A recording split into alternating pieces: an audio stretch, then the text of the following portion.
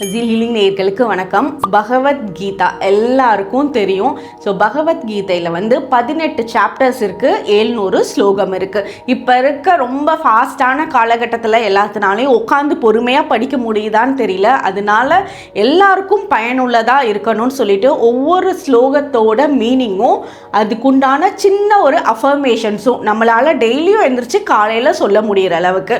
So அந்த அஃபர்மேஷன்ஸில் நம்ம ஒவ்வொரு வீடியோவாக கொடுக்க போகிறோம். கண்டிப்பாக அதை பாருங்கள். அந்த அஃபர்மேஷன்ஸை டெய்லியும் உங்களோட வாழ்க்கையில் காலையில் எந்திரிச்சோடனே ஒரு 7 தடவை இந்த அஃபர்மேஷன்ஸை சொல்லுங்கள்.